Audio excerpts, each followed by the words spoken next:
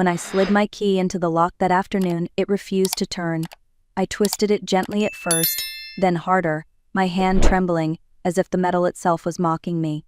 2 weeks away in Florida visiting my sister Helen, and somehow my own house no longer recognized me. For a moment I stood there on the porch, the autumn breeze brushing against my hair, my heart pounding so fast I could hear it echo in my ears. The neighborhood looked the same rose bushes I trimmed every Sunday, the same front step Ryan painted for me last spring, but something was terribly off. Then I heard footsteps from inside, slow, deliberate, the sound of someone who felt at home. The door opened and there she was, Amber Cole, my daughter-in-law. But it wasn't the polite, sugar-sweet Amber I'd known for 3 years. This version wore a smile as cold as the November air. She crossed her arms and tilted her head, almost amused. "Vivian," she said in that honeyed tone that hid venom underneath, "we changed the locks. This is our house now." For a second, my breath caught. Our house? I had bought this place with 40 years of sweat, mopping floors, scrubbing offices, polishing desks that never belonged to me. Every brick in these walls carried my name, my effort, my years of sacrifice. I stared at her and felt a mix of fury and disbelief rising inside, but I didn't scream. I didn't beg. I just smiled, a small, quiet smile that came from a place deeper than anger. "Is that so?" I said softly, my hand sliding into my purse where my phone rested, its red light already blinking. Amber frowned, confused by my calmness. What she didn't know was that I never came home empty-handed. I bought this house with nothing but determination and a mop. Back then, I was 30, a single mother with a 5-year-old boy who believed his mom could fix everything. When Ryan's father walked out on us, he didn't just leave an empty chair at the table, he left a mountain of bills and a heart that had to keep going, no matter what. I started working at a bakery at dawn, cleaning ovens and sweeping flour before the first customers arrived. From there I went straight to an insurance office downtown. 30 offices, 6 bathrooms, 3 floors, all shining by the time I left. At night, while Ryan slept, I cleaned a small law firm. 3 hours of mopping, dusting, wiping desks. Some nights my legs would shake so hard that I had to crawl into bed. But I never stopped. Every dollar went into a coffee tin under my sink. Every blister was another brick towards something that would one day belong to us. When Ryan turned 20, I had saved $95,000. 10 more years later, I finally had enough to buy this house. 3 bedrooms, 2 bathrooms, a big kitchen, and a porch that faced the morning sun. The kind of place I had only dreamed of when we were living in a 1-bedroom apartment with a broken heater. I remember the first day we moved in. Ryan ran through the halls, laughing, his voice echoing against the bare walls. I stood there, tears in my eyes, thinking, this is home. This is safety. Every picture I hung, every curtain I sewed by hand, told the story of what I had lost and what I had built again. For years, I believed this house would be my reward for a lifetime of sacrifice, a legacy for my son, and later for his family. But I was wrong. I thought I was building safety. I was actually building the perfect stage for my own heartbreak. Amber came into our lives like a warm breeze after a long winter. Ryan introduced her one sunny afternoon at the park, his hand wrapped around hers, his eyes glowing with the kind of joy I hadn't seen in years. "Mom, this is Amber," he said. "She's the one." Amber smiled sweetly, extending her hand with a charm that could melt ice. "I've heard so much about you, Mrs. Cole. Ryan says you're the strongest woman he knows." Those words went straight to my heart. What mother doesn't melt when someone admires her son and praises her sacrifices? In the months that followed, Amber became everything I thought a daughter-in-law should be. She helped in the kitchen, asked for my recipes, brought me flowers, even called me Mom. I believed I had gained another daughter. When they got married, I offered them to stay in my house temporarily until they saved for their own. "Just a few months," I said. "You'll be on your feet soon." Temporary. That word would come back to haunt me. The first year was peaceful. We cooked together, laughed in the evenings, shared Sunday breakfasts. But then, little by little, things began to change. It started with small comments. "Vivian, maybe we should modernize the living room," Amber suggested one day.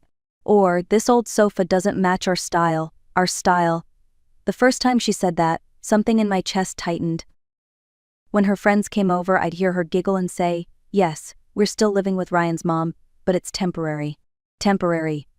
Every time that word left her mouth, it felt like a countdown had started, one that would end with me losing everything I had built. It was a quiet Monday morning when the phone rang. I was folding laundry in the living room when I heard a calm male voice on the line. "Mrs. Cole, this is Mr. Morales from Houston. I'm calling with difficult news. Your sister Helen Parker passed away last night." The world seemed to stop for a moment. Helen and I hadn't spoken much in recent years, but she was my only sister, my childhood partner in every struggle. I pressed the phone tighter against my ear as he continued, "Mrs. Parker left you as her sole heir. Properties, savings, and investments all totaling approximately $340,000. My knees almost gave out. $340,000? I whispered. Not out of greed, but disbelief. That kind of money could change my life. I could fix the roof, remodel the kitchen, maybe even travel for the first time in decades. What I didn't realize was that Amber was standing in the hallway, listening to every word. That afternoon, her tone changed completely. She made me coffee, hugged me, even asked if I needed help with the paperwork. "I'm so sorry about your sister," she said softly, her eyes glinting with something I couldn't name. "But at least you won't have to worry about money now. You deserve comfort at your age." At my age. The words stung, but I brushed them aside. For the first time in years, I felt hopeful. Over the next few days, Amber's sweetness grew. She offered to help manage my finances. "Ryan works at the bank, Mom," she said. "He understands investments. We could make that money grow." We. That small word slipped out like a shadow, and I should have noticed it then. But I didn't. I wanted to believe her kindness was genuine. I wanted to believe that, finally, family meant safety again. 3 weeks after Helen's passing, I woke up to the sound of a voice drifting from the kitchen. It was 2 a.m., the kind of quiet hour when even the refrigerator hums softly. I slipped on my robe and followed the faint murmur of words. Amber was on the phone, her back turned to me, her tone low but urgent. "Mom, it's almost done," she whispered. The old woman has no clue. She's so thrilled about being the generous grandmother that she'll sign anything we put in front of her. I froze, my blood turning to ice. Amber continued, pacing lightly. "Ryan's already working on her, convincing her to transfer the house for tax reasons. Once we have the papers, my cousin will handle the rest. The power of attorney, the joint account, everything." There was a pause, then a faint laugh. "Don't worry, Mom. Once we declare her mentally unfit, we'll move her into a care facility. Ryan will sign the papers without hesitation. He trusts me more than her." I pressed a hand to my mouth to keep from gasping. My son, my only child, the boy I raised with blisters and night shifts, was ready to sign away my life. Amber kept talking. "Once the sale goes through, we'll clear nearly $1 million. Between the house and her inheritance, we'll be set for life. And when she's in the nursing home, she won't even remember any of it." Her words cut deeper than any knife. I backed away slowly, trembling, my heart shattering with every step. But in that same moment, another feeling began to rise, cold, steady, and sharper than fear. That night, I buried the mother who always forgave, and I awakened as the woman who would fight back. The next morning, I acted like nothing had happened. I smiled through breakfast, asked about Ryan's work, complimented Amber's pancakes. Inside, I was studying every move, every glance, every word they said. If they were planning a quiet betrayal, I would master the art of silent revenge. The first person I called was my oldest friend, Linda Foster. We had been neighbors for 40 years, sisters by heart if not by blood. When she answered the phone, my voice was steady. "Linda, I need your help. And I need you to promise you won't ask too many questions." Within an hour, she was sitting at my kitchen table, her brow furrowed as I told her everything I'd overheard. "Those snakes," she whispered. "What are you going to do?" "I'm going to let them think they've already won," I replied. "But I need proof, real proof." Linda brought over her small voice recorders from the neighborhood meetings. We hid one behind the kitchen clock, another in the living room bookshelf, and a third near the phone. I also learned how to record from my cell without showing the screen. My house became a trap, and they didn't even notice. At the same time, I started meeting with lawyers quietly, under the pretense of estate planning. Mr. Hernandez explained the laws on family fraud. If someone forges your signature or tricks you into signing, that's a serious felony. Ms. Ruiz warned me never to sign a broad power of attorney. With that, they could sell your property, empty your accounts, even commit you to a facility. And Mr. Morales, my late sister's lawyer, advised me to update my will and secure all assets under legal protection. By the end of that week, I had everything I needed: knowledge, a plan, and a mask of confusion. I started forgetting small things on purpose, misplacing keys, repeating questions. "Oh dear, what day is it again?" I'd ask sweetly. Amber began to smile that fake smile more often, believing her lie was working. "She's getting worse," I heard her tell Ryan one night. Perfect. But I wasn't losing my mind. I was learning their playbook. A few days later, I told Amber I was going to visit my cousin in Florida for 2 weeks.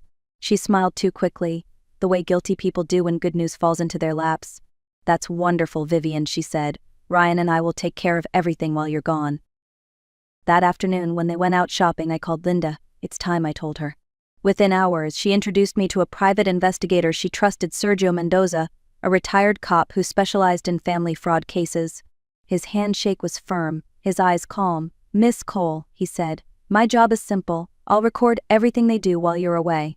Photos, audio, video, all legally admissible." The next morning, instead of going to the airport, I checked into the Royal Inn, a small hotel 20 minutes from my house. I paid in cash and registered under my maiden name. From there, Sergio began his work. The first few days, the footage was routine: Ryan and Amber moving my belongings into the garage, going through my drawers, opening mail that wasn't theirs. But on the third day, the trap snapped shut. One camera caught Amber on the phone. "Yes, Javier, bring the documents tomorrow," she said.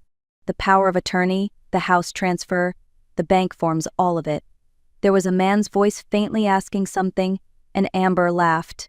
"No, I don't need her signature. I've got samples of her handwriting. Your secretary can copy it like last time." Like last time. My stomach turned as I watched the recording later that night. They had forged my name before, and now they were ready to do it again. The next day, Sergio's cameras showed them meeting with a real estate agent in the living room. The woman looked around and said, "In this market, you could sell for around $520,000. Amber nodded. "Perfect. My mother-in-law is developing dementia. We need to sell quickly before she gets worse." Every word, every lie was caught on camera. The evidence was piling up, and I knew that when I walked back into that house, I wouldn't be coming home empty-handed. I'd be walking in with justice. On October 25th, I returned to my house at exactly 3 o'clock in the afternoon. The taxi pulled up to the curb, and I stared at the front door, the door they had claimed as their own. In my purse sat a small USB drive holding over 100 hours of recordings. Proof, truth, justice. When I tried the key, it didn't turn. Again, I almost smiled. Everything was going exactly as I expected. Moments later, Amber opened the door, surprise flashing across her face before arrogance settled back in. "Vivian," she said, folding her arms, "we told you things have changed. This is our home now." "Yes," I said calmly, "things have changed." She blinked, thrown off by my tone. I reached into my purse and pressed record on my phone. "Call Ryan," I told her. "We need to talk. All three of us." Ryan appeared moments later, eyes down, guilt already written across his face. "Mom, maybe we should." "Sit," I interrupted. "Both of you." We gathered in the backyard, the autumn wind rustling the leaves around us. I placed my phone on the table, pressed play, and let the first recording fill the air. Amber's voice, crystal clear. "The old woman has no clue. She'll sign anything." Ryan's head snapped toward her. "Amber, what is this?" "Keep listening," I said. The next part played her conversation with her cousin about forging my signature, about the sleeping pills, about selling the house for $500,000. The color drained from Ryan's face. "Mom," he stammered, "I didn't know." "Yes, you did," I said quietly. "I have every word, every meeting, every lie." Amber stood up, trembling but defiant. "You can't prove anything." I reached into my purse and placed the USB drive on the table. "Actually, I can. I never went to Florida. I spent 2 weeks watching you destroy your own lives." At that moment, a black car pulled up in front of the house. Out stepped Mr. Hernandez and 2 police officers. I looked at Amber one last time. "You changed my locks, Amber," I said softly. "Now I'm changing your life." The next few minutes felt like the ending of a long nightmare. The officers read them their rights as Amber shouted about misunderstandings and Ryan kept repeating, "Mom, please. I'm sorry." But it was too late. Every second of their scheme was documented, every word recorded in high definition. Mr. Hernandez handed the officers a folder. Inside are signed transcripts, time-stamped videos, and certified audio copies, he said firmly. Enough to secure multiple felony charges: family fraud, forgery, attempted dispossession of property, and elder abuse. Amber's defiance crumbled as the handcuffs clicked around her wrists. "You can't do this to family," she cried. I looked straight at her. "You did it to yourself." Ryan, trembling, turned toward me, tears streaming down his face. "Mom, please forgive me. I thought it was harmless. I didn't realize." I shook my head. "You realized the moment you chose her plan over your conscience." As they were escorted into the patrol cars, the neighborhood stood silent, watching. For years I had cleaned offices filled with lawyers, men who treated me as invisible. But those same people would now make sure justice was served. I knew the law, and this time it was on my side. Months later, the verdict came. Ryan was sentenced to 18 years in prison. Amber received 22 for being the mastermind. The court ordered restitution, $150,000 in damages, plus full recovery of my home and savings. With that money and the inheritance from Helen, I bought a smaller house on the edge of town. Linda moved next door, and we spent our mornings drinking coffee on the porch, watching the sunrise. For the first time in decades, I wasn't working to survive. I was living in peace, surrounded by honesty. Justice had come, not loud, not violent, but quiet and absolute, just the way I planned it. Sometimes, people mistake kindness for weakness. They think a quiet woman won't fight back. That age means surrender, that love means forgiveness without limits. But they're wrong. I spent 40 years cleaning offices for men who thought I was invisible. I raised a son who forgot who built his world. I opened my home to a woman who saw generosity as an opportunity. Yet through it all, I learned something powerful: silence is not submission. It's strategy. When Amber and Ryan changed the locks, they didn't lock me out. They unlocked a part of me that had slept for years, the woman who knew her worth. And once a woman like that wakes up, there's no going back. I don't tell this story out of bitterness. I tell it so that no one else stays quiet when they're being pushed aside, so that every mother, grandmother, or woman who's been made to feel small remembers her strength. If this story touched your heart, share it with someone who needs courage today. Hit like, subscribe, and tell me in the comments, where are you watching from? Because strength has no age, and justice always finds its way home.